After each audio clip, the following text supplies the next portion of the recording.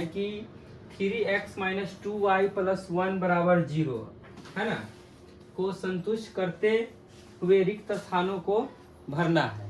ठीक है, तो मेरा पहला सवाल यह है कि यहाँ पर हमको जब x का मान दिया हुआ है 1 है ना, मेरा प्रश्न है कि 3x माइनस के 2y प्लस के 1 बराबर के 0।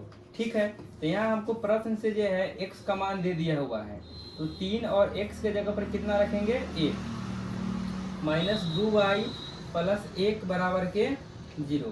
ठीक है, तो 3 गुने 1 3 हो जाएगा और 2y प्लस के 1 बराबर का 0 हो गया। ठीक है, और यहाँ पे मेरा हो जाएगा 2y प्लस 1 और 3 को हम जोड़ेंगे तो कितना मेरा होगा 4 बराबर का 0। ठीक है, माइनस के 2y बराबर, जब इस 4 को हम बराबर के उस तरफ ले जाते हैं तो क्या करेंगे, चिन्ह में बदलाव करेंगे, तो यहाँ हमारा हो जाएगा माइनस। ठीक है, अब y बराबर माइनस के 4 बटे माइनस का 2।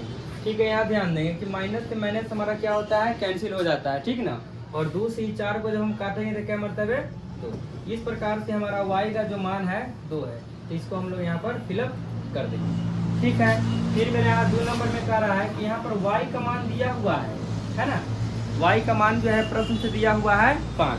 ठीक है, और x का मान निकालना है, तो सबसे पहले हम यहाँ से क्या करेंगे, सवाल को यहाँ पर नोट कर लेते हैं कि 3x माइनस का 2y प्लस के 1 बराबर का 0।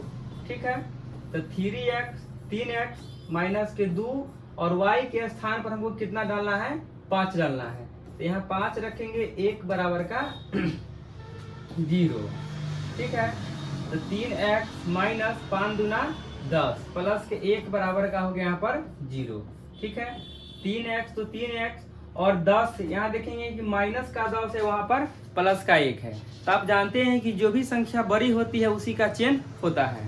ठीक, तो यहाँ पर मेरा हो जाएगा माइनस के 9 क्योंकि 1 घट जाएगा बराबर का 0। ठीक है, 3x बराबर, और यह 9 को अगर हम बराबर के उस तरफ ले जाते हैं तो चिन्ह में क्या करते हैं, बदलाव करते हैं, तो यहाँ हमारा हो जाएगा प्लस का 9। ठीक है, अब इस प्रकार से देखेंगे कि x का मान निकालेंगे तो 9 बटे का 3, और इस 3 से 9 हमारा कटेगा 3 मरतबे बच्चों, है ना, तो इसीलिए x का मान हमारा हो जाएगा यहाँ पर 3, अर्थात यह हमारा हो गया 3। आई होप, मुझे उम्मीद है कि आपको ये सारे समझ में आया होगा। तो हम लोग अब अगले सवाल की ओर बढ़ते हैं। अगला प्रश्न मेरा कुछ इस प्रकार से है, कह रहा है कि निम्नलिखित में सही या गलत कथनों को पहचानना है। ये जो समीकरण दिए हुए हैं क्या सही है या गलत है। तो देखिए, मेरा पहला सवाल कह रहा है कि समीकरण 5x माइनस के 2y बराबर का 7 का एक हल इतना है और इतना है, तो हम क्या करेंगे, इस समीकरण में क्या करेंगे, देखिए बच्चों यहाँ पर इस समीकरण में हम लोग क्या करेंगे,